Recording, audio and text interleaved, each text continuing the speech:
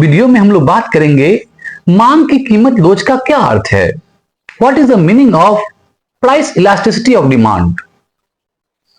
Law of demand हमें बताता है कि प्राइस में गिरावट के साथ डिमांड की मात्रा बढ़ती है और प्राइस में वृद्धि के साथ घटती है। इस प्रकार लॉ ऑफ डिमांड इसकी प्राइस में परिवर्तन के कारण डिमांड की मात्रा के परिवर्तन की दिशा दिखाती है।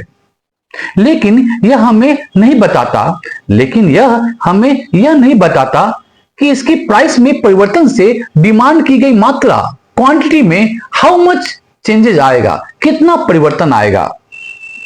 इस कितना हाउ मच मापने के लिए इकोनॉमिस्ट ने एक टेक्नोलॉजी का एक कॉन्सेप्ट को डेवलप किया है जिसे प्राइस इलास्टिसिटी ऑफ डिमांड के रूप में जाना जाता है। इलास्टिसिटी ऑफ डिमांड की कॉन्सेप्ट परिवर्तन की परिमाण या प्रतिक्रियाशीलता की डिग्री का मेजर है। इस प्रकार यह क्लियर है कि लॉ ऑफ डिमांड केवल एक क्वालिटेटिव स्टेटमेंट है जबकि इलास्टिसिटी ऑफ डिमांड एक क्वांटिटेटिव स्टेटमेंट है।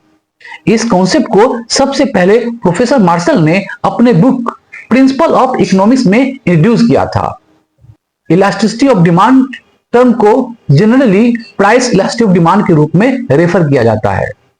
इस प्रकार in short price elasticity of demand किसी वस्तु के प्राइस में चेंज के लिए डिमांड में चेंजेस की रिस्पॉन्स की डिग्री का एक मेजर है, माप है।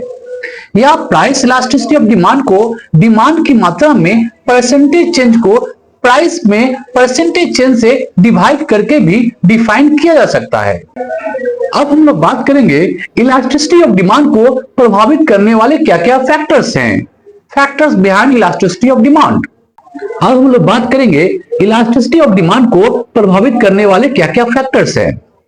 पहला फैक्टर है सब्स्टिट्यूट गुड्स।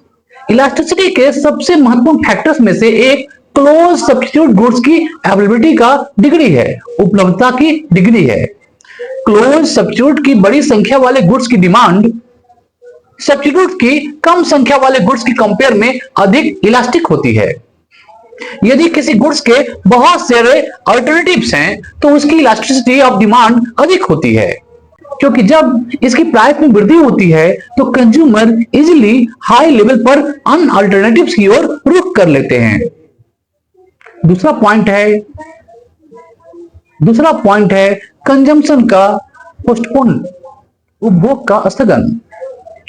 जिस वस्तु का कंजम्पशन आसानी से पोस्टपोन किया जा सकता है उसकी डिमांड अधिक इलास्टिक होती है, और जिस वस्तु का कंजम्पशन आसानी से पोस्टपोन या स्थगित नहीं किया जा सकता है उसकी डिमांड कम इलास्टिक होती है।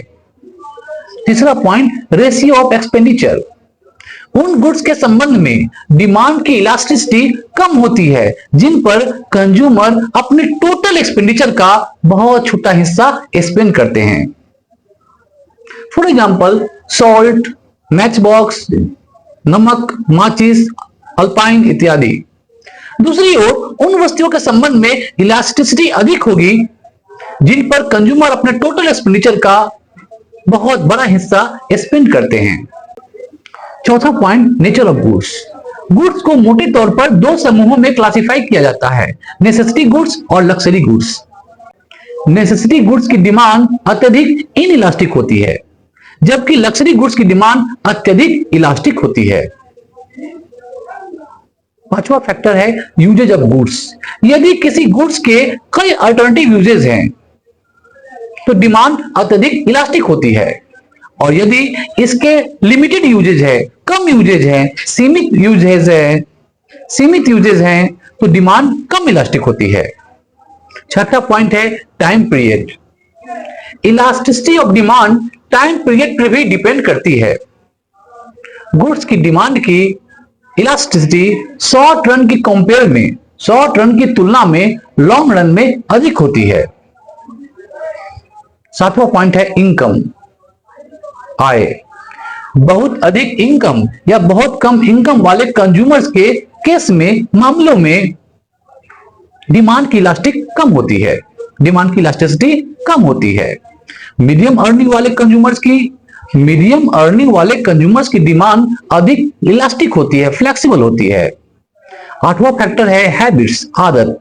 यदि कोई कंज्यूमर किसी पार्टिकुलर गुड्स का हैबिचुअल हो गया है, आदी हो गया है, तो उसकी डिमांड इलास्टिक नहीं होती है। तो आज हम लोग बात किए प्राइस इलास्टिक ऑफ डिमांड या इलास्टिक ऑफ डिमांड, इसके अलावा factors behind elastic of demand. आशा करता हूं वीडियो से आपको बहुत कुछ समझ में आया होगा। हमारे चैनल को सब्सक्राइब कीजिए और इस वीडियो को लाइक, शेयर और फॉलो भी कीजिए। थैंक यू, धन्यवाद।